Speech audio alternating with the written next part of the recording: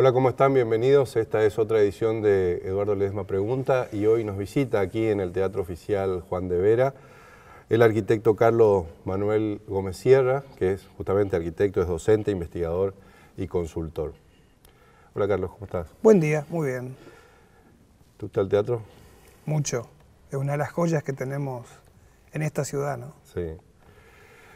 Bueno, Carlos es arquitecto, decíamos, de la Facultad de Arquitectura de la UNE, es máster en Historia, Arte, Ciudad y Arquitectura de la Escuela Técnica Superior de Arquitectura de Barcelona, de la Universidad Politécnica de Cataluña, es profesor titular de Historia y Crítica 3 de la Facultad de Arquitectura y Urbanismo de la UNE, profesor titular de Teoría e Historia de las Artes Combinadas de la Facultad de Arte, Diseño y Ciencias de la Cultura de la UNE.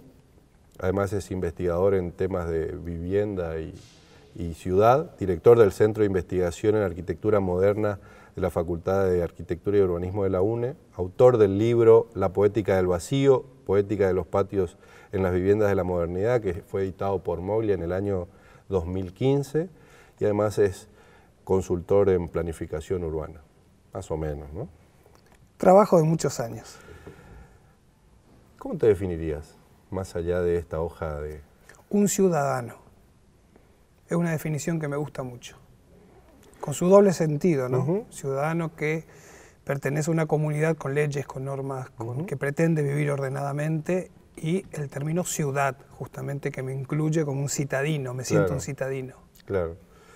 Bueno, vamos a empezar justamente por esto último, ¿no? Por tu rol de consultor en planificación, a ver si podemos entender un poco qué es lo que nos pasa, ¿no? Pues nosotros vemos por ahí desde la ignorancia, ¿no? Una ciudad que no sé si está discutiendo abiertamente qué es lo que quiere ser, y en todo caso la pregunta es si está discutiendo cómo hacer para generar a partir de la discusión cierto orden, cierto crecimiento, cierto desarrollo, ciertas pautas que me parece que están faltando en el debate público, ¿no? Yo creo que una ciudad siempre se discute a sí misma, por vías directas o indirectas, por vías institucionales o por vías más informales, porque la base de una ciudad, cualquiera sea, es justamente la discusión, es el plantear qué queremos ser, de dónde venimos, dónde estamos y a dónde queremos ir. Y eso se puede plantear por múltiples vías. ¿Y cómo hacer para canalizar y en todo caso planificar una ciudad, teniendo en cuenta también que con el transcurrir del tiempo se van agregando elementos, ¿no?, a esa planificación? Claro. Hoy se habla también de una planificación que tiene que ser, entre otras cosas, sustentable, ¿no? Sí, es un término que obviamente responde a un nuevo paradigma en el cual estamos parados, y en ese sentido pensar que una ciudad nunca se termina de planificar. Claro. Una ciudad, ¿qué es la ciudad? Tendríamos que empezar por ahí, ¿no? Y es el acuerdo tácito de un conjunto, de una comunidad que decide vivir asentada en un lugar, y para eso busca las maneras institucionales, o algunas veces directas, otras indirectas, para ordenarse. Y en ese sentido, obviamente, hay que pensar que una ciudad siempre está en movimiento. Los seres humanos somos cambiantes. Claro. Y son cambiantes nuestras instituciones. Entonces, en ese sentido, siempre una ciudad es algo que está en movimiento.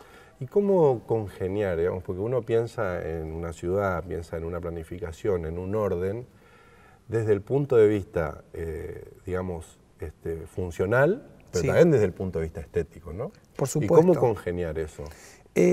Lo que pasa es que hoy por hoy no hay un solo paradigma respecto a el mundo de, por ejemplo, al decir lo estético tiene que ver con el diseño urbano o con la arquitectura. Claro. Eso es algo muy abierto. Si vamos atrás en el tiempo, por ejemplo, este teatro, ¿no? Claro. Siglo XIX, había un canon estético planteado desde las academias europeas, y era la manera en que debían hacerse las cosas. Hoy por hoy eso no existe.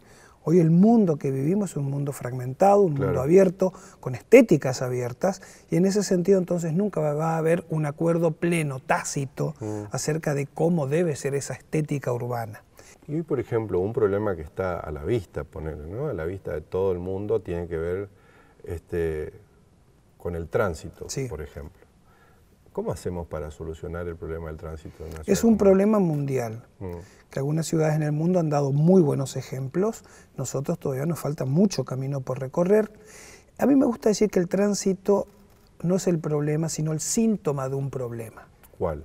Básicamente creo yo que la ciudad de Corrientes todavía no ha encarado un sistema pensado y ordenado de descentralización. Pero básicamente tenemos en muy pocas manzanas en el radio céntrico concentradas una enorme cantidad de actividades que fue un poco así como se fue haciendo la ciudad, claro está, pero que nos hemos quedado un poco en el tiempo en ese sentido y que hoy por hoy tenemos que buscar ya no el modelo de ciudad unicéntrica, como somos acá en Corrientes, sino un modelo de ciudad policéntrica, o sea, con distintos centros, en función de la densidad de la ciudad y que es una ciudad que se ha extendido. Yendo a tu otro punto de estudio que tiene que ver con la vivienda, también tenemos ahí otro problema, ¿no? Corrientes tiene un déficit habitacional muy amplio, muy grande, muy extendido y muy viejo además. Sí.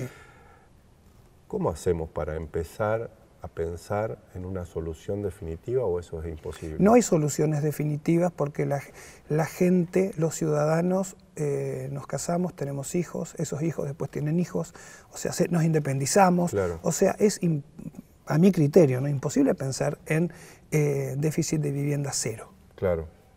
Porque somos una sociedad en movimiento, en crecimiento.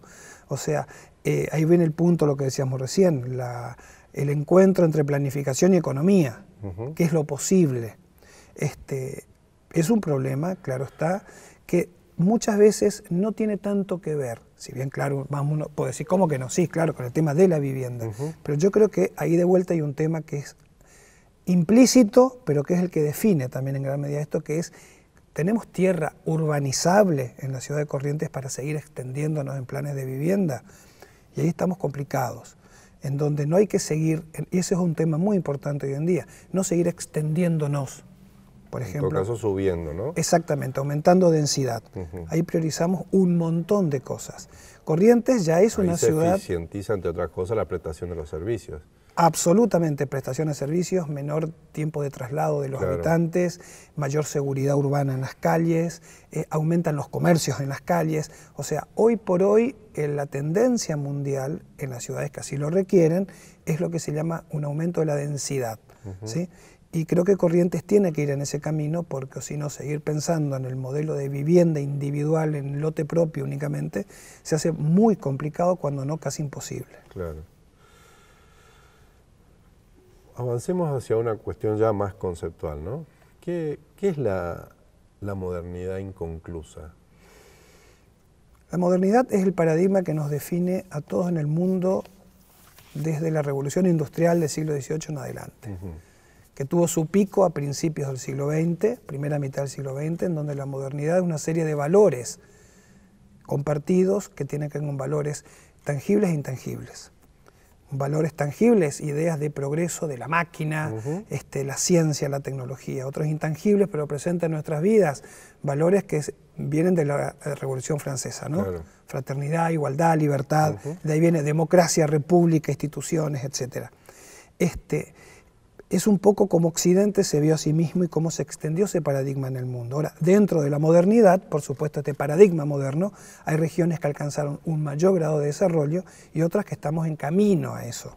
Y en ese sentido, a mí me gusta decir que todavía somos una modernidad inconclusa, que tiene que ver un poco con nuestra situación geográfica en el país, con los alcances del proyecto moderno que empezó en la Argentina a fines del siglo XIX y que en el siglo XX a tropezones fue avanzando. Claro. Entonces, un poco la modernidad inconclusa es esa. O sea que todavía nos falta camino por recorrer como sociedad para poder alcanzar un grado de mayor desarrollo. Pero ahí tenemos otro problema, que ya en términos globales la modernidad también se entiende como un paradigma ya más que, sí, superado, no debilitado ni puesto en duda en parte. Si uno ve el Brexit y otras cuestiones, hay una duda acerca de la modernidad. Pero básicamente entiendo como modernidad inconclusa, es un camino que nos falta recorrer, que no es tanto adoptar modelos exitosos en otros lados, sino hacernos las preguntas a nosotros mismos y encontrar nuestras propias respuestas. Solés decir que hay un desarrollo teórico también ahí en que la región es un significado, el concepto de región es un significado abstracto. Porque región hace alusión a una situación geográfica, norte, sur, este, oeste. El concepto de región fue muy utilizado en planificación en décadas anteriores. Hoy se prefiere hablar del concepto de territorio. Hay que pensar que decir territorio etimológicamente viene de la palabra terra, o sea, claro, tierra. La tierra como algo concreto, físico, con sus propios valores, con sus propias condiciones. Entonces el territorio define más un sector que una región, digamos que una región. La región es más abstracto, el territorio es lo que es la tierra, sus posibilidades, sus falencias, sus desafíos, sus posibilidades. Y en ese sentido decir territorio es justamente definir mucho más fuerte las condiciones en las que estamos asentados, ¿no? Entonces el planteo sería, por ejemplo, entender la provincia de Corrientes como un territorio, ya no solo como una Somos región. una región y somos un territorio. O sea, somos una región, la región NEA, por ejemplo, ¿sí? Que hace indicación de una región, de una ubicación geográfica. Pero cuando decimos territorio, empezamos a mirar qué estamos pisando. Sus condiciones económicas, sus condiciones sociales, sus condiciones tecnológicas, sus condiciones de producción, ¿se entiende? Entonces, cuando hablamos de territorio es considerar valores tangibles, medibles muchos de ellos, y otros intangibles, nuestros valores culturales, nuestros valores sociales. Y en ese encuentro entre lo tangible y lo intangible que está presente en un territorio es posiblemente donde encontremos justamente los datos más concretos para un desarrollo. Por ejemplo, esto también te lo escuché y te lo leí. La provincia de Corrientes es un territorio en periodos de seca y es otro territorio en periodos de mucha lluvia o de crecimiento. Y eso también nos define. Nos define absolutamente. Y define también qué hacer, ¿no?, con ese territorio. Absolutamente. A eso, fíjate vos lo que acabas de decir. ¿Qué hacer con ese territorio? O sea, empiezan a aparecer los valores concretos. Corrientes como provincia, que es una definición geopolítica, ¿sí? Es la provincia con mayor superficie de agua en el país. Claro. Y eso define una manera de ser, una manera de pensar, una manera de hacer. Define un territorio, justamente. En épocas normales, Corrientes tiene una superficie aproximadamente de 40% de agua. Es enorme. En periodos del Niño, por ejemplo, estos estudios del INTA, llega al 60%. Si uno compara con otras regiones del país en donde hablar del agua es un problema, nosotros podemos decir es una bendición y también es un problema. Un problema por la demasía, digamos. Por la demasía, por los avances del agua, y bueno, todo eso justamente define el territorio y nos lleva a pensar en la planificación, en los planes, en los proyectos y las obras. Nosotros muchas veces decimos, y es un discurso como que está socializado, que es que Corrientes es una provincia postergada. Mira, yo siempre me acuerdo un concepto de un amigo arquitecto que es muy conocido, siempre está en los medios, que es Rodolfo Livingston.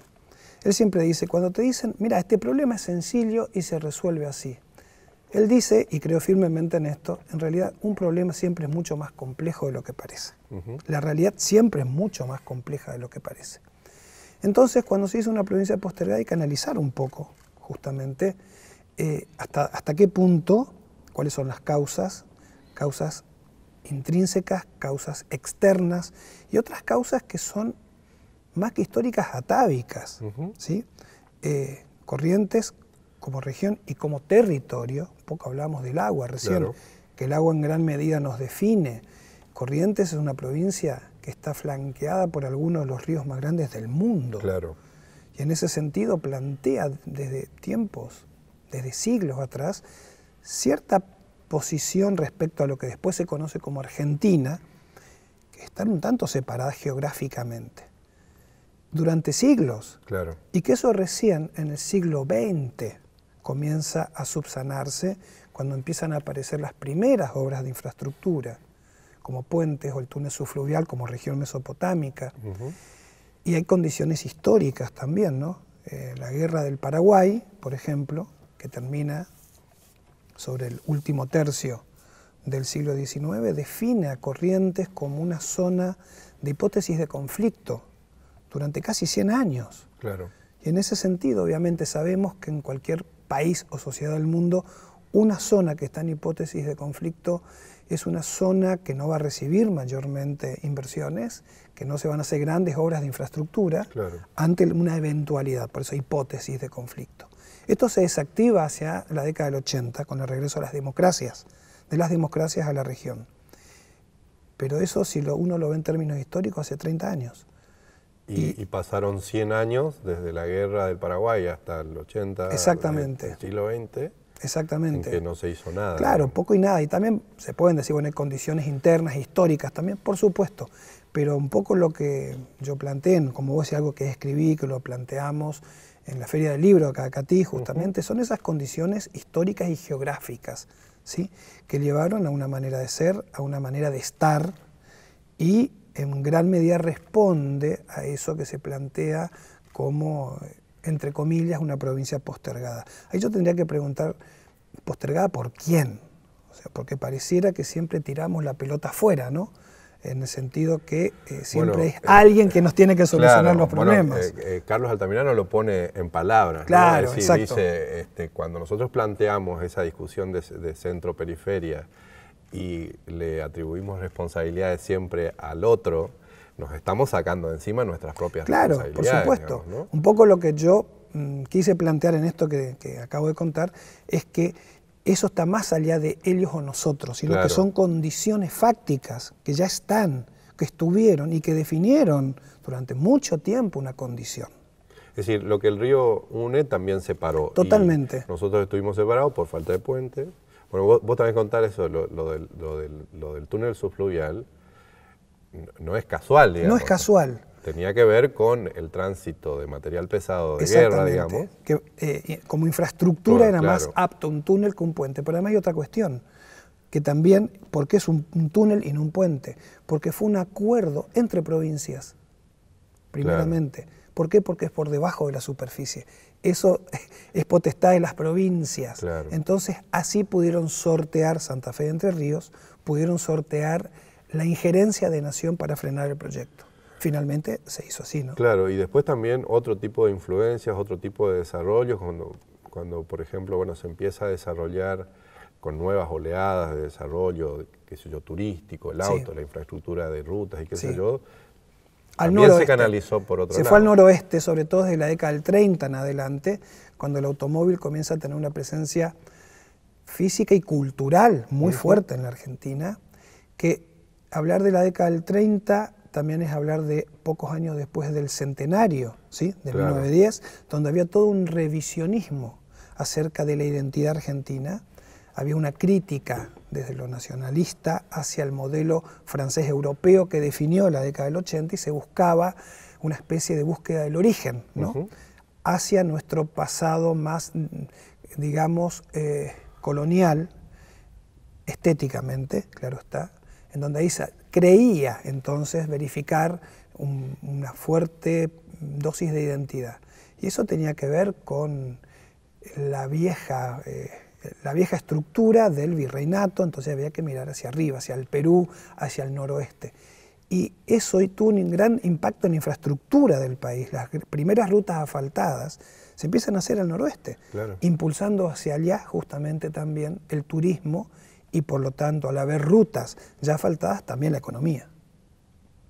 Y no tanto hacia nuestro sector, nuestras provincias, esta región mesopotámica, que seguían en esa hipótesis de conflicto un tanto alejadas, ¿no? A partir de ahí, ¿qué nos falta? ¿Cuán atrás quedamos? ¿Y cómo hacemos para poder recuperar algo de eso, ¿no? Con trabajo y con planificación. Y ahí también me gustaría decir algo, volviendo a la cuestión de planificación y las ciudades. El fenómeno de esa, que decimos, falta de planificación que pone una ciudad como Corrientes, y con esto quiero ser muy claro, no estoy tirando la pelota afuera ni mucho menos, pero ver en un contexto, es algo que pasó en la totalidad de la Argentina prácticamente, en donde el modelo planificador con más o menos se dio en todo el país hasta la década del 50-60. A partir de ahí fue un fenómeno nacional que por cuestiones políticas y económicas y por cambios de paradigma justamente respecto al modelo de modernidad también, empieza un proceso en que la idea de planificación se comienza a diluir, llegando incluso a la década del 90, en donde cambia totalmente el paradigma y se pensaba que la planificación desde el Estado fracasó, entonces dejemos todo en manos del privado. Del mercado. Claro. Y tampoco funcionó. Tampoco funcionó. Hoy hay un paradigma, y eso lo ve, por ejemplo, una institución muy seria como la CEPAL a nivel latinoamericano, que fíjate vos que la CEPAL, que siempre está vista como una institución mayormente de izquierdas, sin embargo, hoy por hoy ellos mismos dicen, el modelo de desarrollo actual debe contemplar la acción conjunta de lo público con lo privado. Claro. Es clarísima en ese sentido. ¿Cómo se hace para pensar, porque mencionaste eso un poco antes, ¿no? ¿Cómo pensar la modernidad desde acá? Hay que generar consensos, hay que generar debate, acuerdos, pero para generar acuerdos hay que ceder muchas veces, ¿no? Y como sociedad nosotros, ¿qué te parece que estamos dispuestos a ceder y que no? Hay un autor norteamericano que es para mí un gran estudioso de la cultura moderna y contemporánea, que escribió un libro maravilloso en la década del 80, que se llamó Todos los sólidos se desvanecen en el aire, la experiencia de la modernidad, así se llama el libro.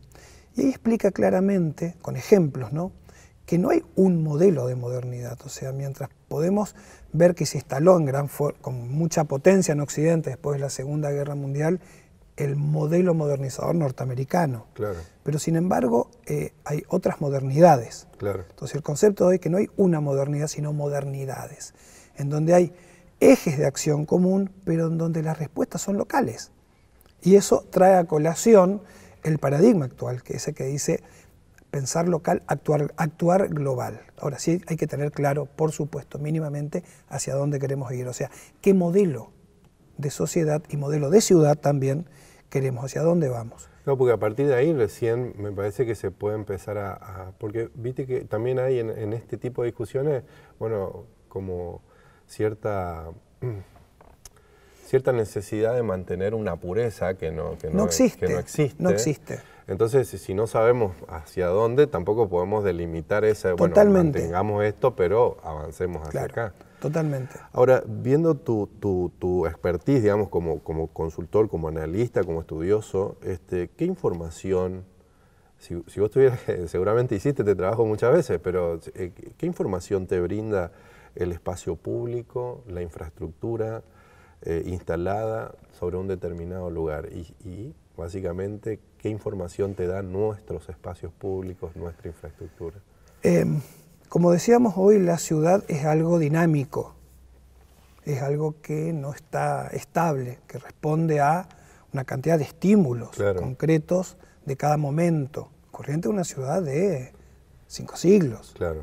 Y en ese sentido hay, digamos, capas sobre capas de acciones en el tiempo.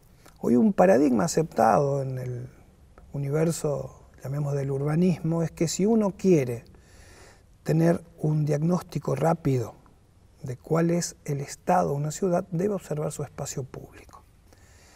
Y el espacio público no es solamente lo físico, sino el comportamiento también, la conducta de sus ciudadanos. Y hay que trabajar bastante, me parece, en los dos sentidos, ¿no? El primero está atado, por supuesto, también a la dimensión económica, pero también que responde a las acciones o no acciones respecto a las discusiones de lo público y cómo debe ser ese espacio que en la mayor medida nos debe contener a todos. Y bueno, tenemos falencias, claro. Y la otra dimensión es cultural, ¿no? Es cultural. El uso del espacio público, el respeto al espacio público. Hay mucho para hablar y tenemos poco tiempo, pero te vamos a comprometer para una segunda ocasión. Pero no me quiero ir sin hacerte una última pregunta dado el tiempo, porque da para hablar y muchísimo, ¿no? Y además hay otros puntos, como por ejemplo, qué hacer con el ferrocarril, por ejemplo, ¿no? Que me parece un punto fundamental. Pero básicamente, para volver de nuevo al inicio, vos trabajás en la universidad, trabajás con alumnos, investigás todo el tiempo, y en los trabajos de planificación que haces en la universidad, solés decir que te preguntás todo el tiempo con los alumnos qué es lo que queremos ser, ¿no? como ciudad. Entonces, la pregunta es, justamente, ¿tenemos una respuesta para eso? ¿Tenemos una respuesta para qué ciudad queremos ser, qué provincia queremos ser? No hay una respuesta. La respuesta final va a salir del consenso de las múltiples respuestas. Hay muchos actores, tanto individuales como colectivos, entonces no hay una respuesta. Yo puedo tener una, claro. Posiblemente vos tengas otra, y en ese sentido habría que ver cuál es el punto de encuentro entonces para lograr respuestas posibles, ¿sí? Cuando decimos qué queremos ser o hacia dónde queremos ir, hay que contemplar 3 temporalidades: el pasado, el presente y el futuro. Claro. O sea, el futuro no debe ser utópico. O sea, es un error pensar, bueno, viajé a Europa, vi ciudades magníficas y como vi ciudades magníficas quiero importar ese modelo acá. Y no va a funcionar, porque cada ciudad se hace posible a sí misma. Un tema, ¿sí? No quiero extenderme mucho, se habla mucho del patrimonio. Claro. Corrientes es una ciudad que ha tenido, ¿sí? un patrimonio, su propio patrimonio importante a lo largo del tiempo, sobre todo siglo XIX. Entonces dice, ¿cómo puede ser que el patrimonio acá no cuidemos en mayor medida cuando uno va a Europa y ve ciudades? Es que esas sociedades en Europa, por ejemplo, pasaron algo que se llamó 2 guerras mundiales. Claro. Y lo hicieron ser enormemente conscientes de la construcción de un futuro cuidando lo que tienen. Nosotros venimos de otro lugar, claro, de otra circunstancia. Creo también que Corrientes, los correntinos, sobre todo como ciudad, tenemos una fuerte creencia en una idea de progreso. Ahora, no sabemos bien cómo. Entonces a veces confundimos progreso con destruir lo antiguo. Claro. Entonces el futuro se construye no sobre utopía, sino sobre dónde estamos parados ahora y sabiendo claramente qué es lo que heredamos también. O sea, el modelo a seguir, la respuesta a futuro tiene que unir esas 3 temporalidades. Muchas gracias, Carlos. Gracias a vos. Gracias también a ustedes. Recuerden que estas entrevistas se reponen semanalmente en la plataforma del Diario Litoral, de Radio 2, eduardoledesma.com, y también por televisión en T5 satelital y en Canal 5 de Montecaseros. Muchísimas gracias y hasta la próxima.